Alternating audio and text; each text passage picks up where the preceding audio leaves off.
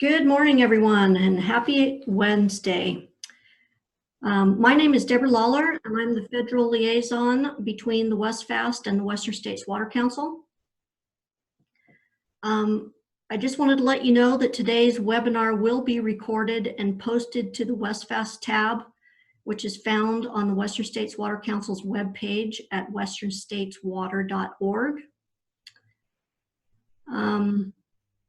The topic of this morning's webinar is the October 19, 2018 Presidential Memorandum on promoting the reliable supply and delivery of water in the West.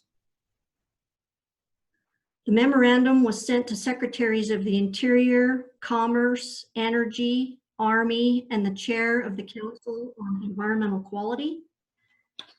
The memorandum has 7 sections. Today's presentation will focus on 2 of those sections, including Section 3, to improve the forecasts of water availability, and Section 4, improving use of technology to increase water reliability. We are going to hear from several important representatives who are with us today from the National Oceanic and Atmospheric Administration, the Bureau of Reclamation, and the U.S. Geological Survey, including Edward Clark. Ed is the director of the National Water Center and the deputy director of the Office of Water Prediction with the National Oceanic and Atmospheric Administration's National Weather Service, located out of Tuscaloosa, Alabama. We also have Kenneth Nowak. Ken is a water availability research coordinator with the Bureau of Reclamation's Research and Development Office located in Denver, Colorado. We have Melinda Dalton.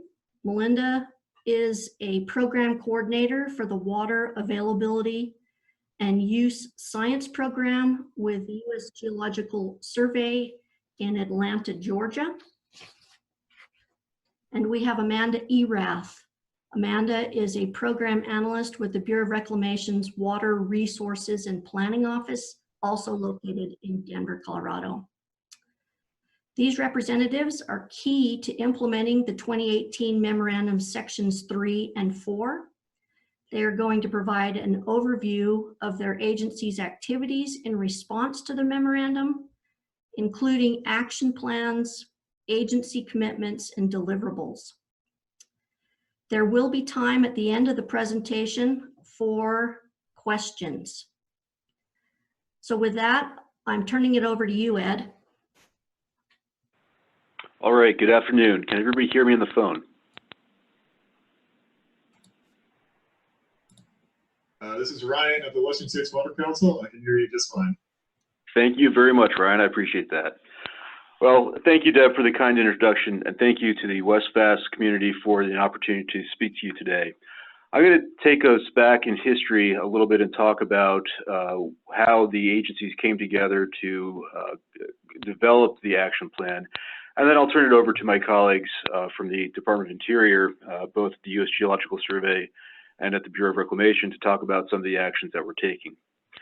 So, Deb, if we can go to the next slide, please. Section 3 of the memorandum really specifies or directs the federal agencies to take direct action to facilitate greater use of forecast-based management or forecast-informed reservoir operations, leveraging information and capabilities that are emerging out of the Weather and Research and Forecast Innovation Act of 2017, what we in the National Oceanic and Atmospheric Administration refer to as the Weather Law. This is focused primarily at the Secretaries of Interior and Secretary. However, it is important to note for the WestFast community that water resources is a multi-agency and interdisciplinary mission, and that while Interior and Commerce are primarily focused in the response to this action plan, we also rely heavily on our relationships with the U.S. Army Corps of Engineers, the Department of Energy, and other sectors to make sure that we are comprehensively looking across water management challenges and opportunities. In addition, within the National Oceanic Atmospheric Administration, We're working closely with elements of both the NIDIS, the National Drought Information System, as well as the National Marine Fisheries Service to ensure that we are not missing opportunities for enhanced collaboration and operations.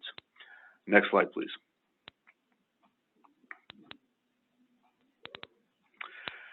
Part of the action plan was to convene 2 meetings with experts from across the scientific and operating agencies. We did this in late 2018 after the October release of the memorandum. In November, we convened 31 experts from NOAA and the U.S. Department of Interior, principally the U.S. Geological Survey. In La Jolla, California, we included folks from National Weather Service, Marine Fisheries Service, Office of Oceanic and Atmospheric Research, and the U.S. Geological Survey, as I said, to look at opportunities for enhanced water modeling and forecasting, primarily focused at the improvement of fish and fish-related habitat in the western U.S. Following that week, we met at the National Water Center in Tuscaloosa, Alabama, and convened the second NOAA Water Team annual meeting. This included representatives from a broader slew of federal agencies focused on Department of Interior, our colleagues Ken Nowak and David Raff from Bureau of Reclamation, as well as leadership from the U.S. Geological Survey, including Don Klein and Bill Gertall. In addition, we had representation from U.S. Department of Energy, the U.S. Army Corps of Engineers, and other interested parties. Go to the next slide, please. The approach that we discussed as sidebars and during these meetings was to ensure that the agencies focused on activities that were already authorized and, most importantly, appropriate, that would improve forecast-based water management. We developed early on a concept of the reciprocal services, or a handshake approach. What one agency could provide in terms of decision support, another agency could test, leverage, and explore as an opportunity for changes or operational implementations. None of the activities within the action plan are binding, nor are they committing any of the operating agencies to make changes to their current action or to their current operational structure. So this is very much a collaborative approach.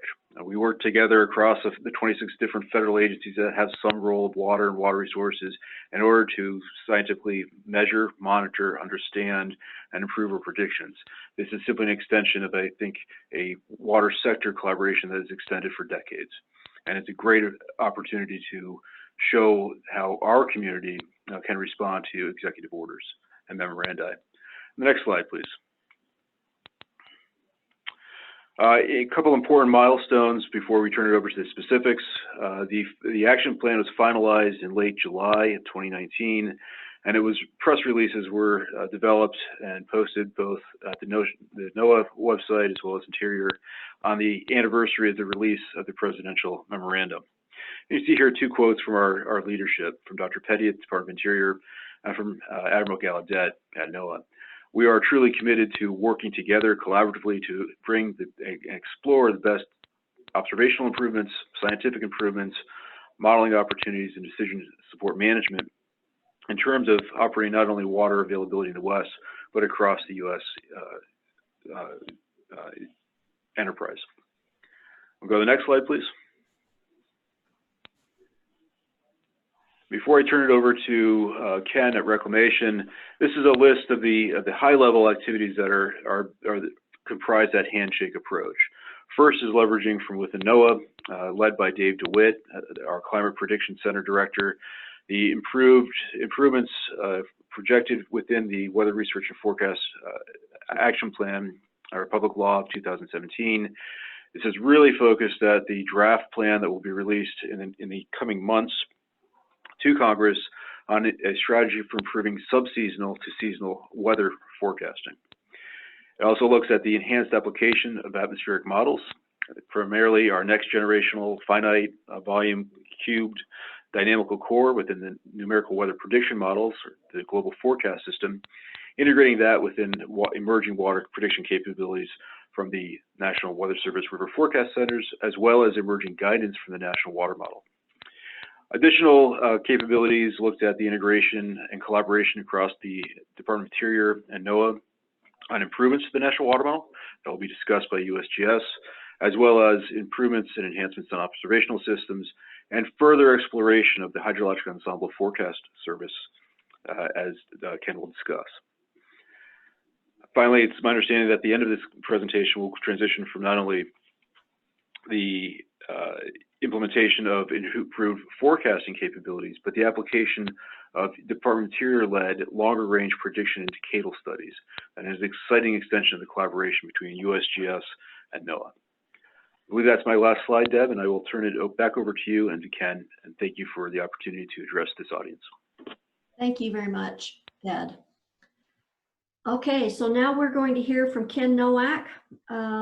So let me just make sure that he's unmuted. Actually, Deb, if you could go back one.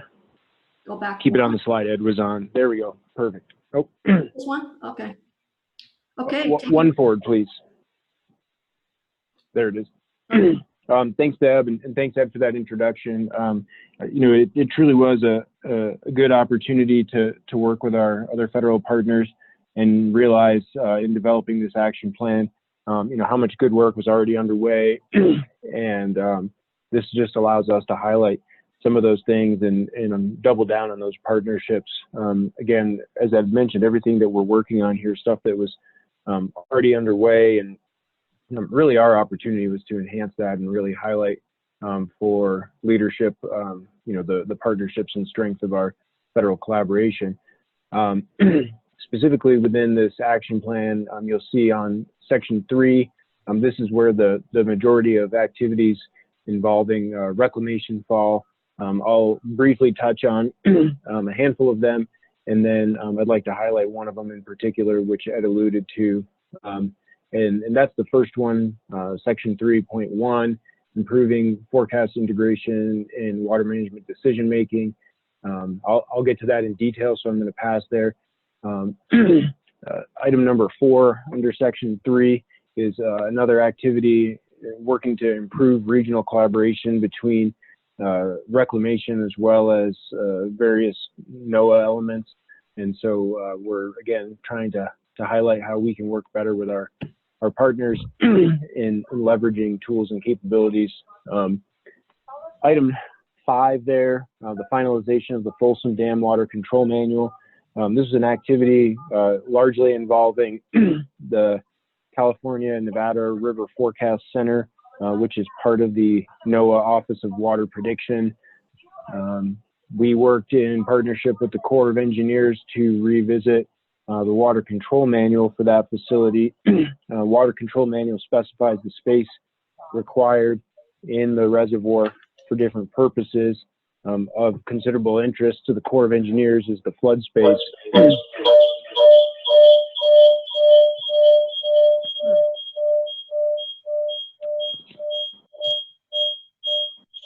We have a member whose mic is on. There we go. Sounds like they muted themselves.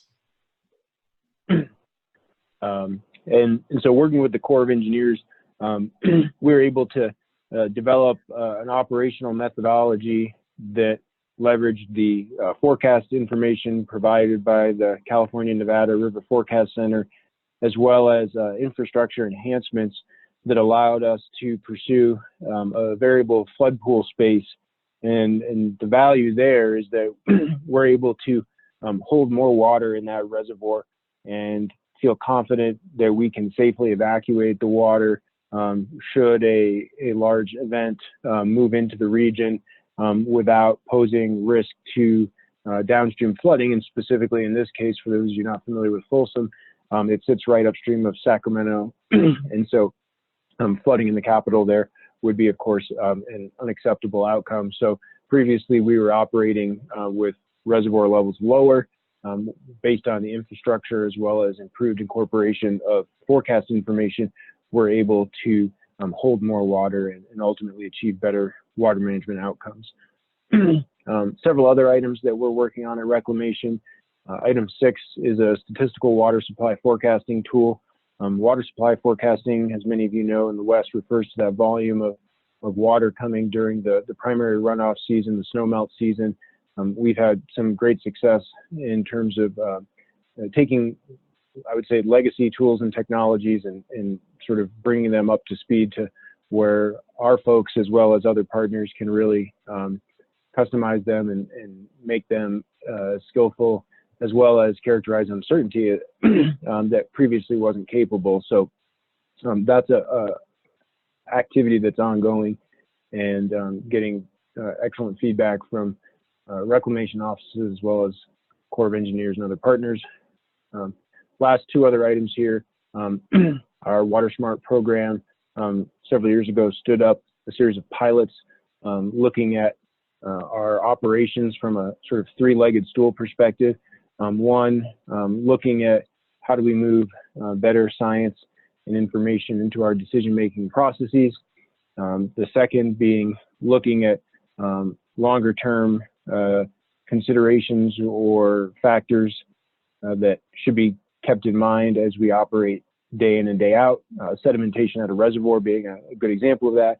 And then last, looking at flexibilities in our operations that would allow us to potentially achieve better outcomes. Those pilot activities are concluded, and we have a series of fact papers on them. And then last, we're working on a project out on our more eastern plains front to improve forecasts of low elevation snowmelt. In most years, low elevation snowmelt is not a huge factor, but I think if you pay attention to the news this past year, we had a considerable flooding on that Missouri system, and characterization of low elevation snow was likely a piece of why some of that flooding occurred and why it may have been underestimated in certain places. And so we're working on ways to improve our characterization of that low elevation snow, and then hopefully demonstrate that that can help us out in these flooding situations. So that's a quick rundown on a lot of great activities that are going on at Reclamation in partnership with our other federal agencies. And so could clearly go into a lot more detail on all of them. But the one I did want to highlight is that first one. So Deb, if you can advance.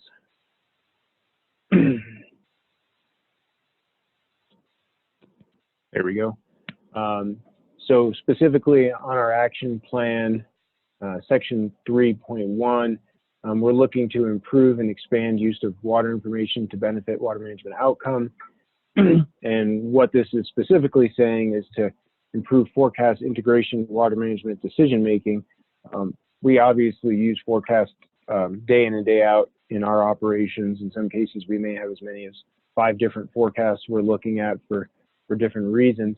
But the idea here is to really leverage advancements at NOAA to try and most effectively use those advancements to our benefit in operations. And specifically, the two taskings of our respective agencies were to, for NOAA, deploy their hydrologic ensemble forecast service in 2 new Western River systems.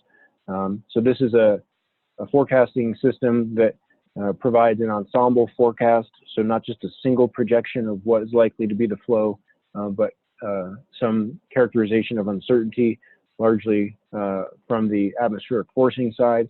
And that really is valuable for reclamation, because we can start to understand a potential range of scenarios we may have to contend with rather than operating to just one forecast.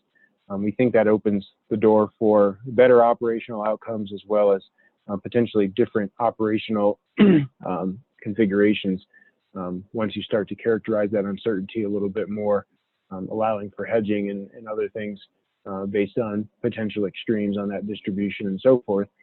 And so with that system deployed in new basins, and importantly, not just deploying the forecasting system, the HEFS, but also creating what we call a reforecast, which is taking that service and running it in a historical mode such that we don't just have forecasts from today going forward, but we have forecasts of how that system would have performed over some longer period. Usually 30 years has been kind of the sweet spot for the amount of data that's available to do that. And so that really provides us a treasure trove to look at and start to figure out, okay, how can we use this information? How would it be valuable, and so forth. And so for the reclamation side, we were to develop and test methods for using these HEFS forecasts to inform operations and decision-making, working closely with the Northwest River Forecast Center folks, as well as our operators up in Boise. We identified 2 locations to conduct this evaluation for these new deployments in our Columbia Pacific Northwest region. The first is Hungry Horse Dam. For those of you not familiar with Hungry Horse, the picture on the right shows it. It's a relatively large reservoir in western Montana, draining into the Columbia. This is a snowpack dominated runoff regime, so sort of a typical western basin. We chose to complement or contrast that by also looking at Scoggins Dam, which is on Scoggins Creek in Oregon, just west of Portland. So this provides a different type of forecasting or runoff regime, a more coastal precipitation event driven regime versus that seasonal snowmelt regime. And we believe that provides us 2 good locations to look at that are fundamentally different, and hopefully that gives us a more rich evaluation. So if you advance forward, shown at the bottom here is Scoggins. You can see also it's just a much smaller facility draining into the Tualatin, ultimately joining up with the Columbia much further down in the system. Our evaluation in terms of looking at the HEFS forecasts and more importantly those reforecasts is comprised of 2 pieces. The first is a statistical characterization of those ensemble reforecasts relative to what actually happened. So when we look at those ensemble forecasts, what are we seeing in terms of performance? How does that distribution look? Is it performing as we would expect? Are there biases, things like that? And so with that part completed, we would then move to a re-stimulation of reservoir operations for various historical events of note. Of course, regular day in and day out operations, I think, can benefit from this too, but I think where you potentially have the most opportunity to see enhancements is on these more impactful events. And so the idea here is to select a handful of events from our historical record, look at how we operate using a deterministic forecast, consider how we might operate differently, knowing that uncertainty provided by the ensemble forecast, and then we can start to compare operational outcomes. Primarily, the uncertainty that this HEFS system allows us to characterize is on a shorter time scale because it is largely focused on the uncertainty in the atmospheric forcings that then go into the hydrology land surface modeling, which would seem to suggest that it's really only relevant to our more coastal precipitation driven basin. I'd point out that that's really not the case. Even though up on Hungry Horse, the runoff is largely that seasonal snowmelt, there's still significant opportunities for these shorter term forecasts to help our operations during that runoff season. Are we expecting things to be, very fast and quick runoff? Are we expecting a storm that could create a rain on snow event? And so despite that it's largely snowmelt dominated, I think we'll get value from the HEFS system in both of these locations. And so we're really excited to be doing this work in partnership with NOAA and OWP and the Northwest River Forecast Center. We think it's going to be a great first step toward demonstrating how this type of forecasting capability really enables some of the better water management outcomes that I think the presidential memo aims to motivate. So with that, I'll cede the rest of my time over to Mindy, and she can continue on with some of the USGS portions of the action plan. Thanks a lot, Ken. So next we're going to hear from Melinda Dalton. And so over to you, Mindy.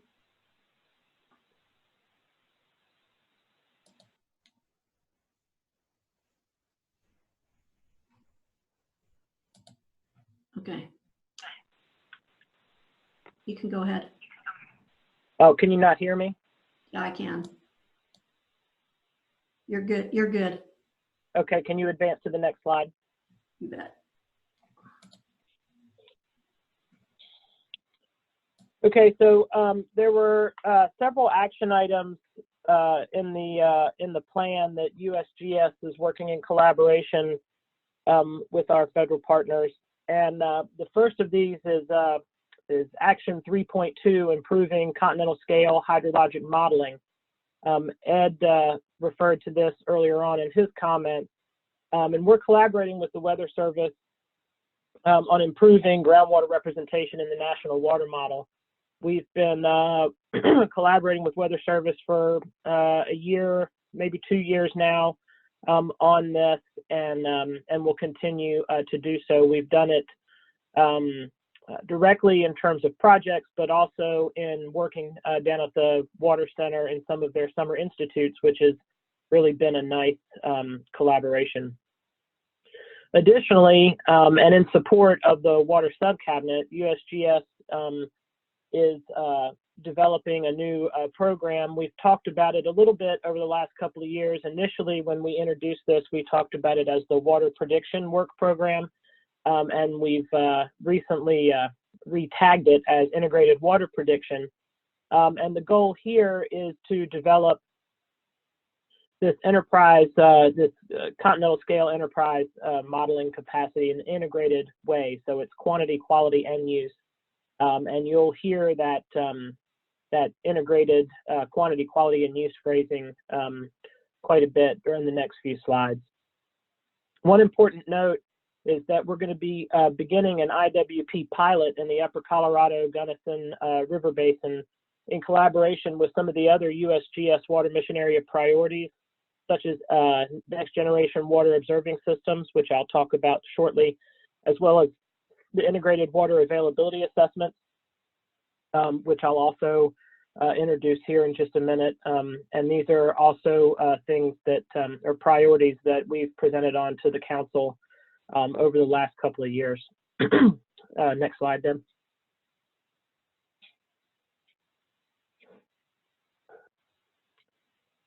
So section 3.3 is continuing the refinement of the next generation water observing systems, or what I'll call NGWAS. So NGWAS is a data, sort of a modernized data collection program that is going to be set up to intensively monitor in at least 10 medium-sized watersheds across the nation. The goal of NGWAS is to really help address the data gaps that limit our ability to do water prediction. Get that modernized data that we need and get the data representation across the basin and across the country to inform these national extent models that would be not only in support of what USGS is trying to do, but what the Weather Service and Bureau of Reclamation and all of our federal partners across the Water Subcabinet are looking to address as well. We began implementation in 2018 in the Delaware River Basin. That was the first year that there was an appropriation for NGWAS. And as part of the action plan in 2019, we developed a process to identify the top 10 priority NGWAS watersheds across the country. Pat Lambert was on that team that developed this process and helped get to the selection of the second basin. There were a number of selection criteria that were used in this process, as well as interaction with Western States Water Council, Interstate Council on Water Policy, Bureau of Reclamation, other federal partners. We selected a basin to begin this year. So the second NGWAS basin will be in the Upper Colorado Gunnison. And we are currently undergoing a second phase of basin selection that will help to identify basins 3 through 10. Next slide, Deb. Section 4 of the action plan is really about implementing the requirements of the Secure Water Act of 2009. And Secure is all about helping water resource managers with the tools and information that they need to support decision-making about water availability. The first action under this section is implementing national and regional integrated water availability assessments. USGS is currently developing a framework to do this, and we, through IWAS, will be evaluating current water supply and demand trends and availability, providing seasonal to decadal forecasts of availability, and helping to inform water resource decisions through development of socioeconomic tools. I think it's also important to point out here that the integrated water prediction, the model, the framework that is developed through collaboration with our federal partners as part of IWP will be the tool that IWAS will use for its prediction and forecasting.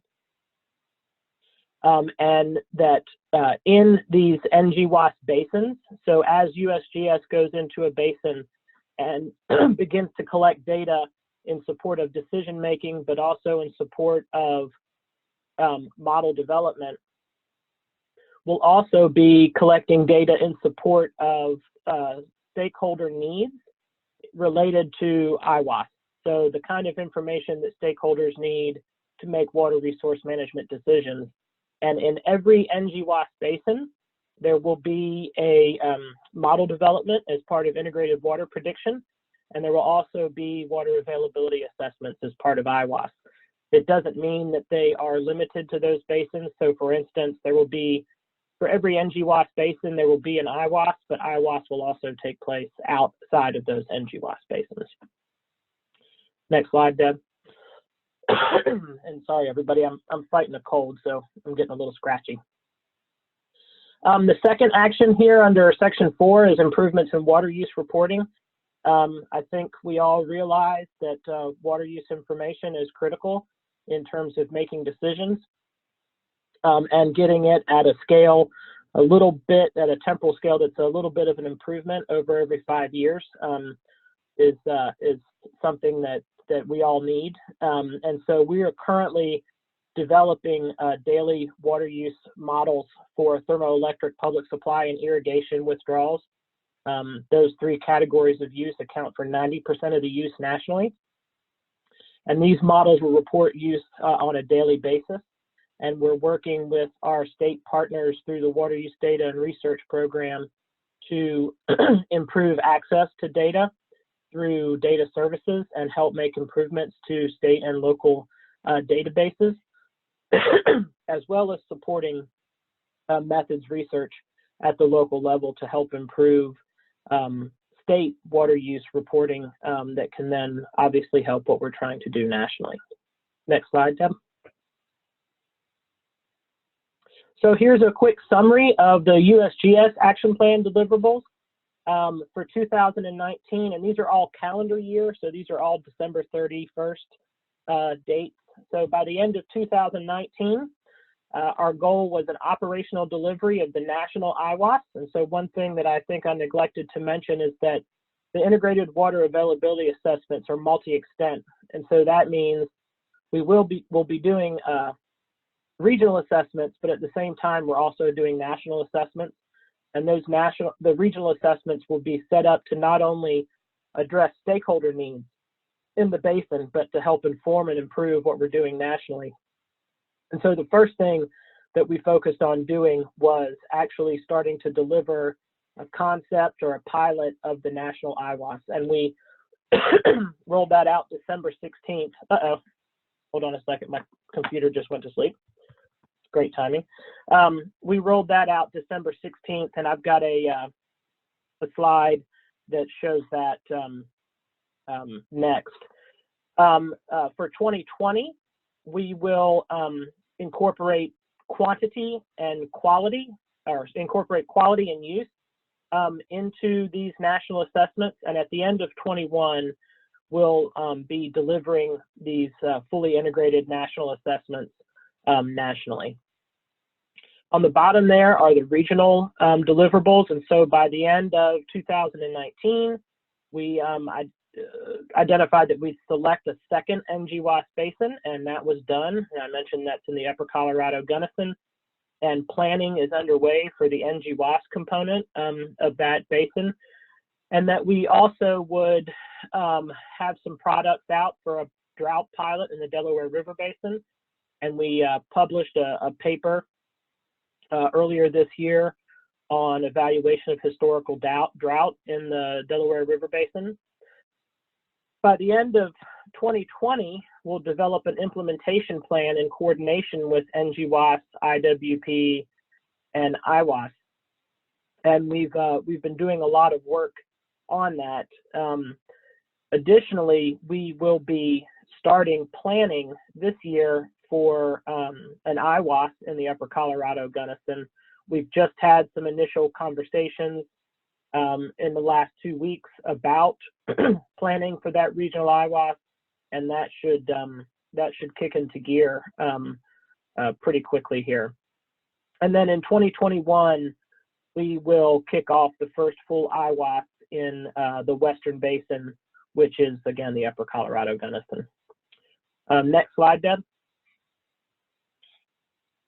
I mentioned the national IWAS, and here is a screenshot from Tuesday of the national IWAS. And here again, this is a pilot. It's a concept map. There are some flaws in this. We understand in terms of the model framework that's being used, and that's the really the goal of working with our federal partners is to improve our national modeling capacity to report these produce these types of assessments. Here, this map is of natural water storage. So these are the storage components of the water budget. It does not include reservoirs. It does not include stream flow.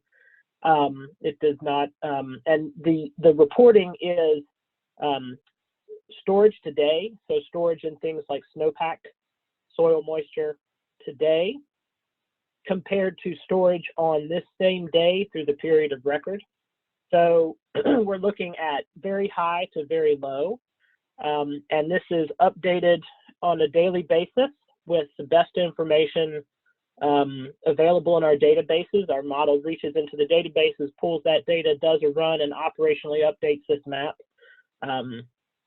every evening, well, midnight, and produces this assessment.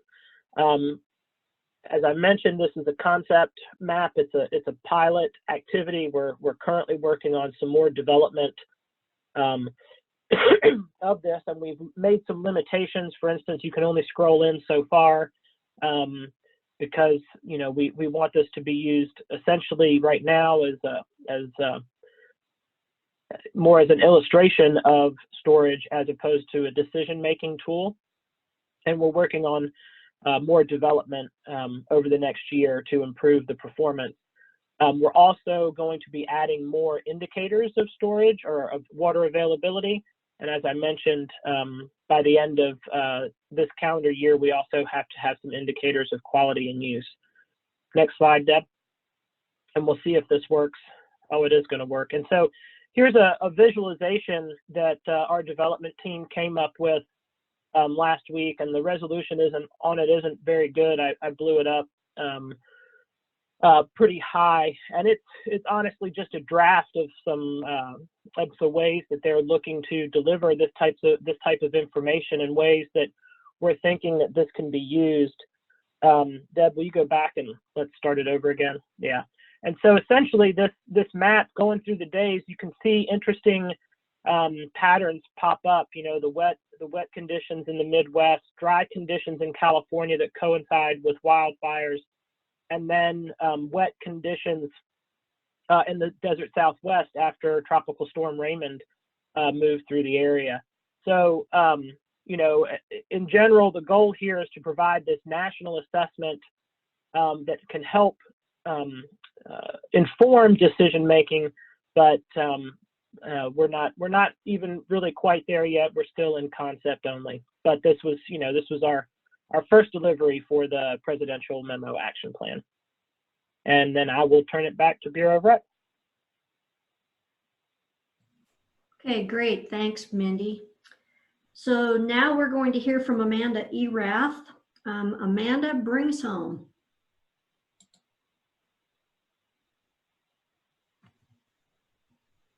Section 4 of the presidential memo, which is focused on improving the use of technology to increase water reliability.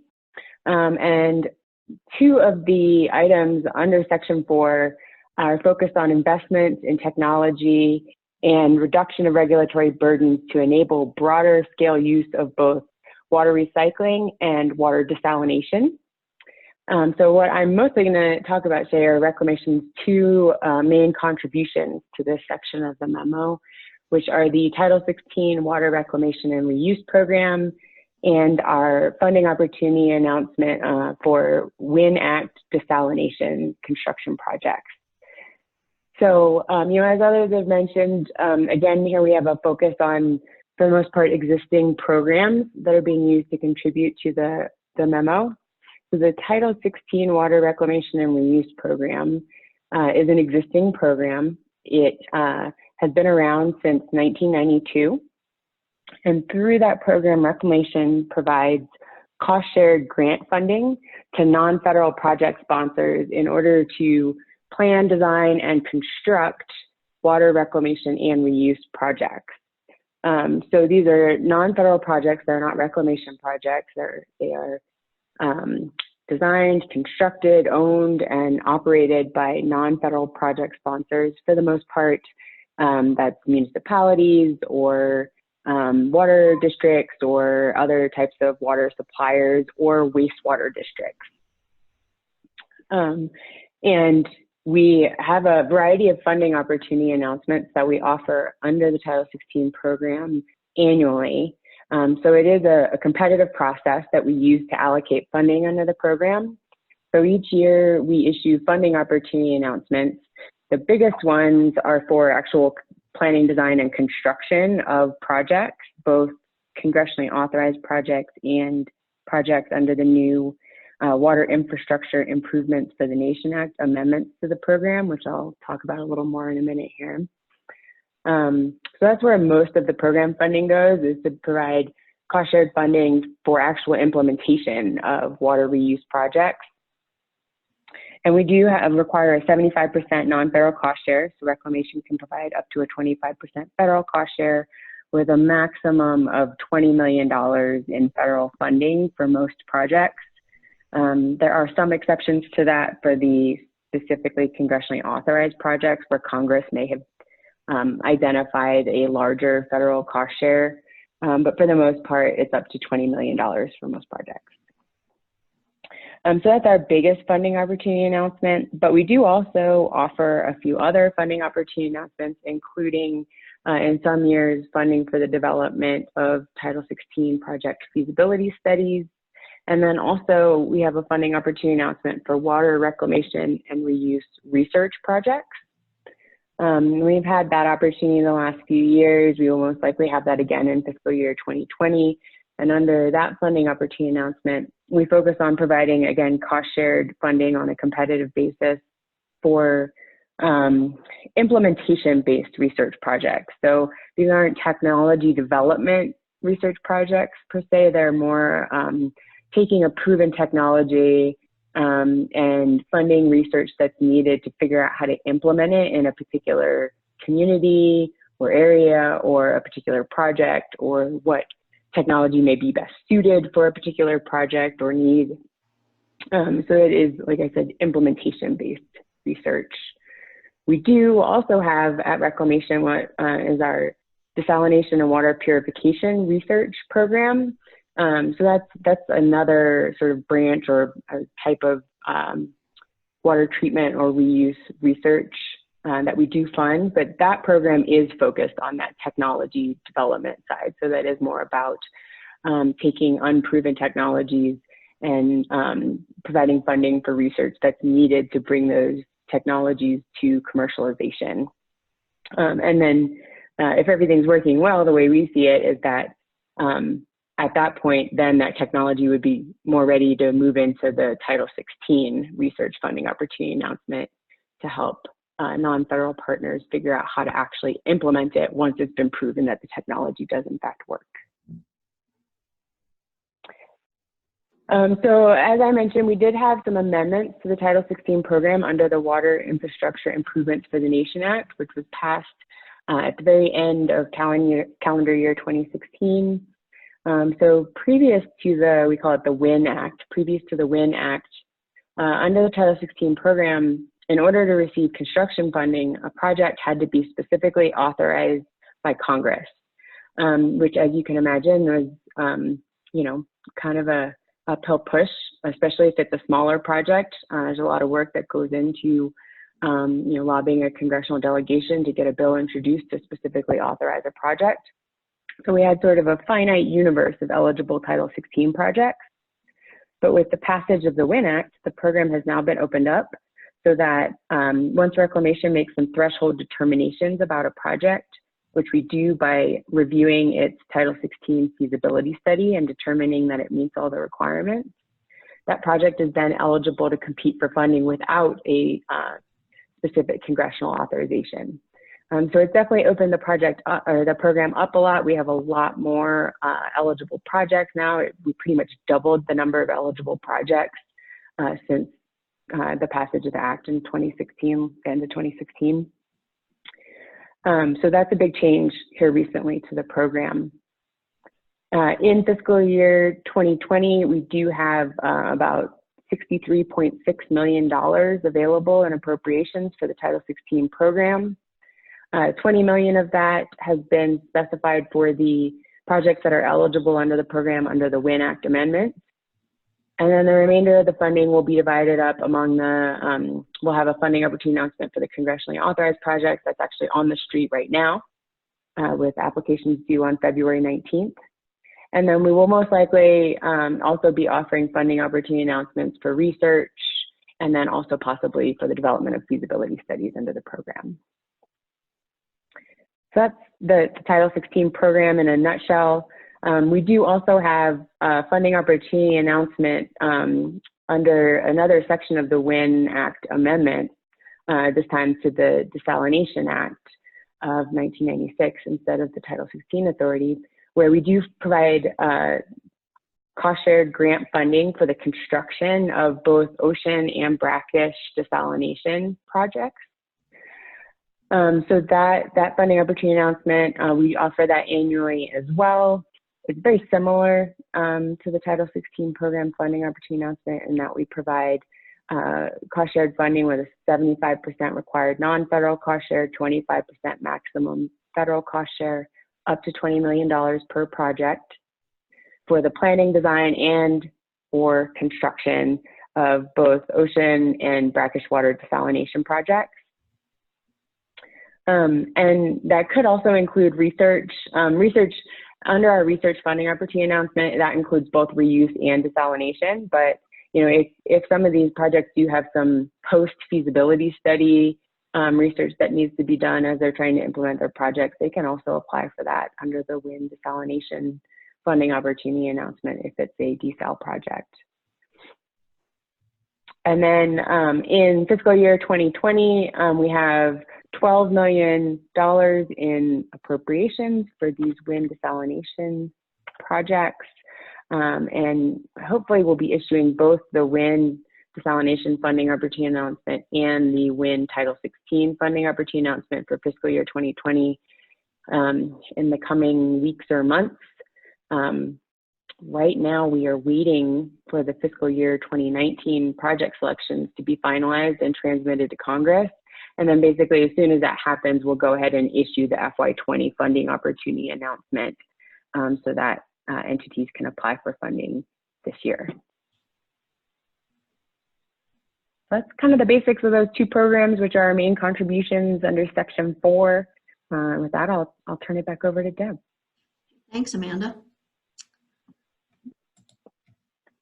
Okay, so that concludes the presentations. And so now we're going to open it up to any questions.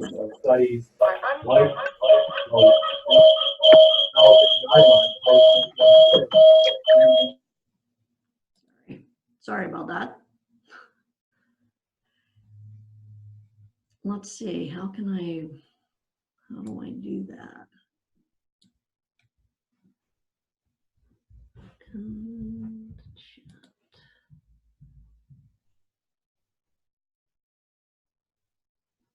Okay. So I don't know how to do the questions. So probably better just to have them type the question in chat or volunteer to unmute themselves on the left. Okay, so there's a few ways to do a question. It's number one, you can unmute yourself Manually. or you can type a chat Type it in the chat and we'll just read it. and then we'll read it. For those calling in on the phone, the option to unmute yourself is *6. So did you hear that? If you're dialing in on a phone, the option to unmute yourself is a *6.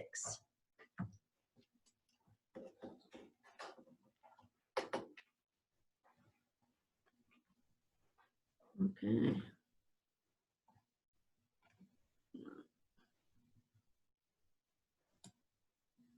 Not really seeing anything.